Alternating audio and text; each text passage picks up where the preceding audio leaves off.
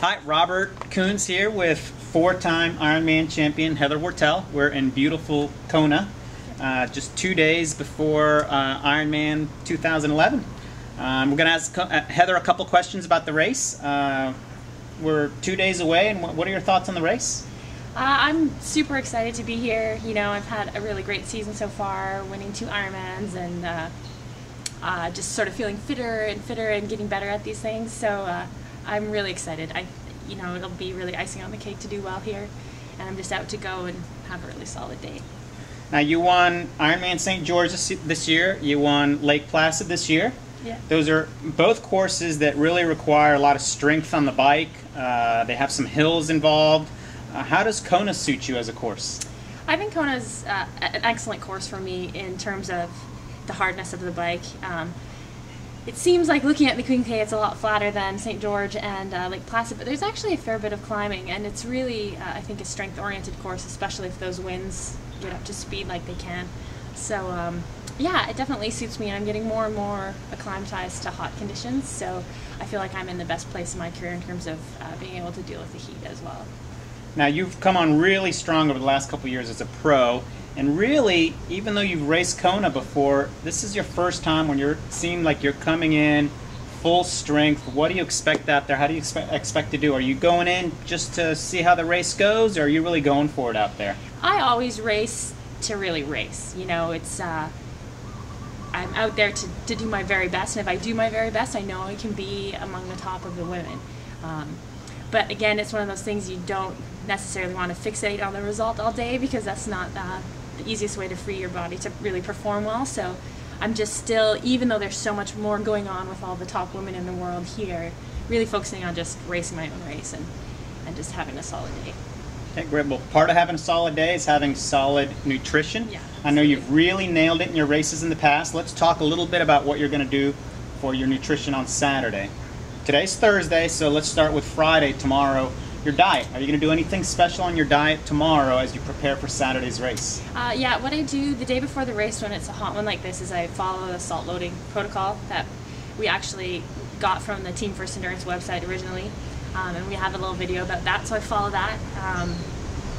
And just sort of do the usual things. I always have the same pre-race dinner, really simple, and just focus on staying hydrated, but having EFS and Ultragen, and so that I'm not just flushing my system, but constantly having enough electrolytes all day.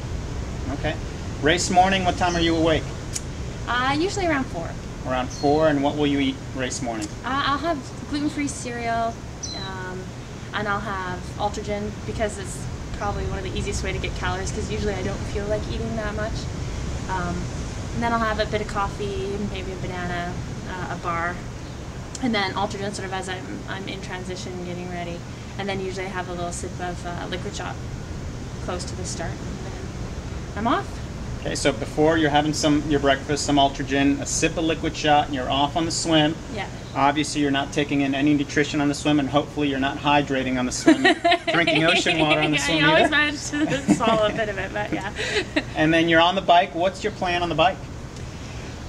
Well, the bike, you know, it really sort of has to be a bit of a rolling buffet. You have to keep the nutrition and the calories. I've been happy with sort of evolving to more of just a solid a liquid diet as opposed to a solid diet.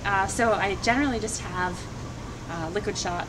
I start with 2 bottles of EFS on my bike and the front aero drink with EFS, and I have another bottle in special needs.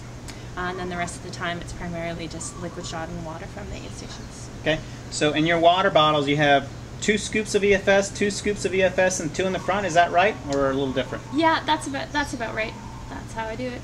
And then you pull at the aid stations. You try and get water at the aid stations, and then in your bento box you have a liquid shot in there. Yeah, I'll have a liquid shot in there. I'll also have one in my back jersey pocket.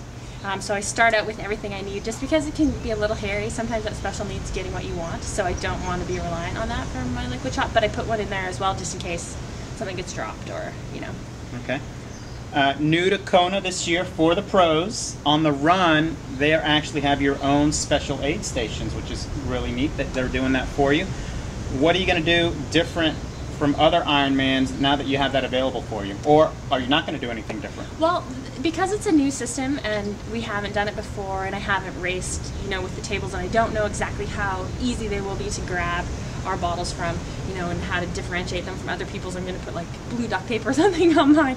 But I'm really excited about it because I can put EFS, because the on-course electrolyte drinks usually don't agree with me. So I'm really happy. I'm just going to put bottles of EFS at every one, and if I can get them, great. If not, I have my usual, nutrition plan pretty dialed. So what I usually do is I have a bottle of EFS in transition that I'll sip on as I'm running out, and then I just rely on liquid shot and water, and then I have a run belt with some EFS in it and another liquid shot and more EFS at the special needs in the energy lab. Okay, so you like to use your liquid shot, you like to put that in your run belt, or you carry it when you go?